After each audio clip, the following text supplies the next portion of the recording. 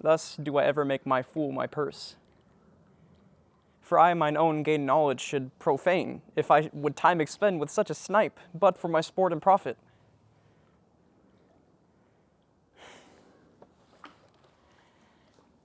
I hate the Moor. And it is thought abroad that, twixt my sheets, he has done my office.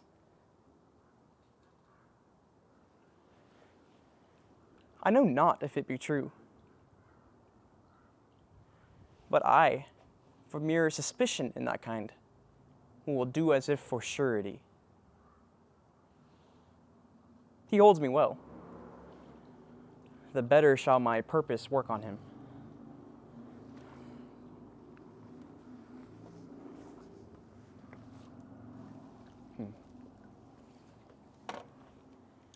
Cassio's a proper man.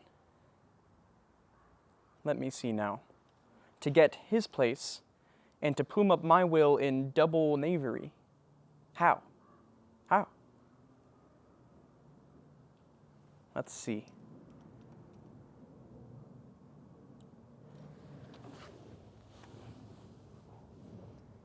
After some time, to abuse Othello's ear, that Cassio is too familiar with his wife.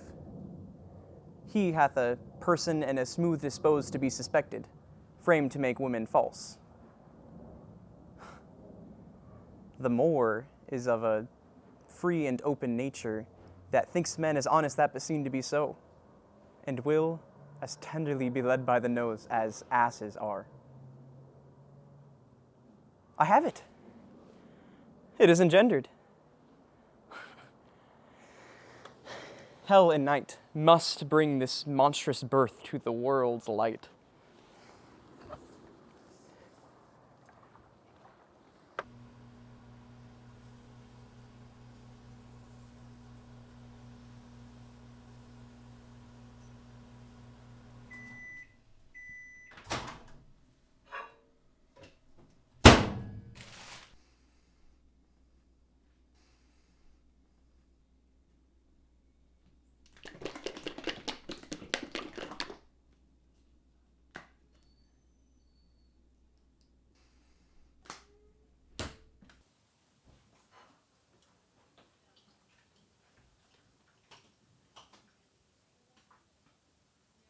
That Cassio loves her, I do well believe it.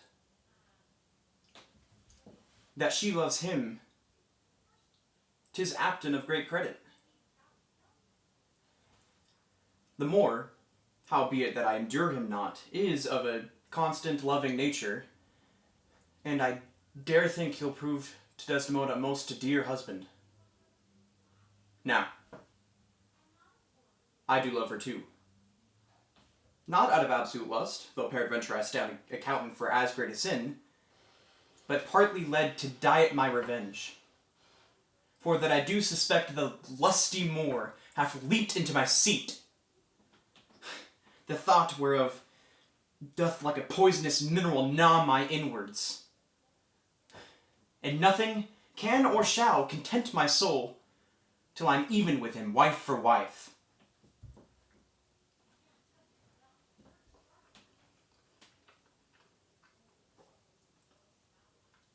Or failing so, yet that I put the Moor into a jealousy so strong that judgment cannot cure. Knavery's plain face is never seen till used.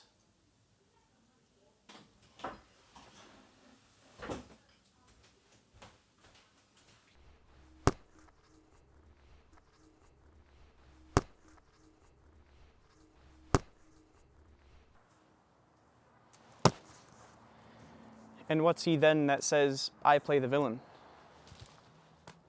When this advice is free, I give, and honest. Probable to thinking, and indeed the course, to win them o'er again.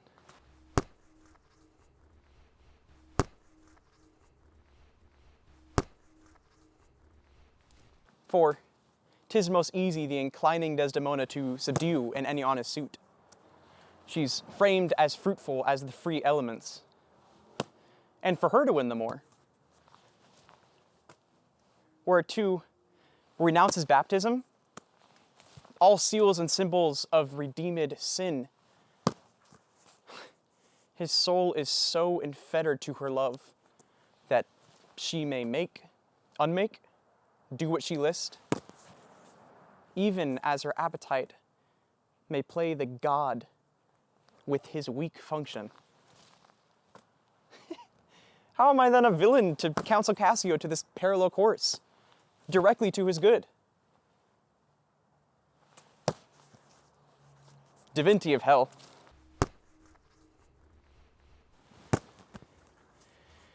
And when devils will the blackest sins put on, they do suggest at first with heavenly shows, as I do now. For whiles this honest fool plies Desdemona to repair his fortune, and she for him pleads to the Moor, I'll pour this pestilence into his ear, that she repeals him for her body's lust. And by how much she strives to do Cassio good, she shall undo her credit with the Moor. So will I turn her virtue into pitch, and out of her own goodness make the net that shall enmesh them all.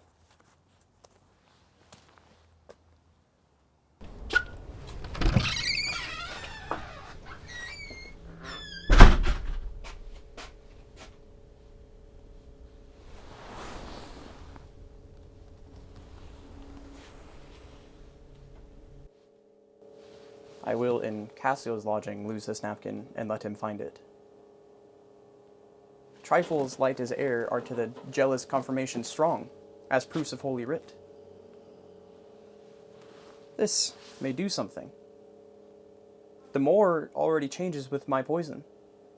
Dangerous conceits are in their nature as poisons, which, at the first, are scarce found to distaste, but, with a little act upon the blood, burn like the mines of sulfur. I did say so. Look where he comes. Not poppy, nor mandragora, nor all the drowsy syrups of the world shall ever medicine thee to thy sweet sleep, which thou owedst yesterday.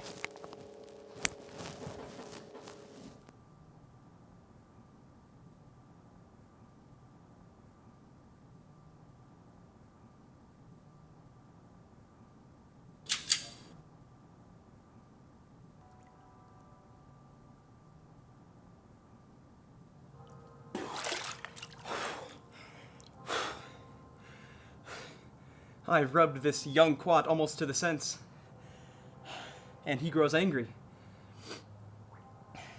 Now, whether he kill Cassio, or Cassio him, or each to kill the other, every way makes my gain. Live Rodrigo, he calls me to a restitution large of gold and jewels that I bob from him as gifts to Desdemona. And it must not be. If Cassio do remain, he hath a daily beauty in his life that makes me ugly. Besides, the Moor may enfold me to him. There stand I in much peril. No, he must die.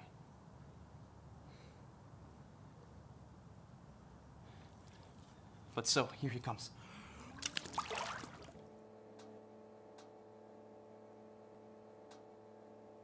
Demand me nothing. What you know, you know. From this time forth, I will never speak a word.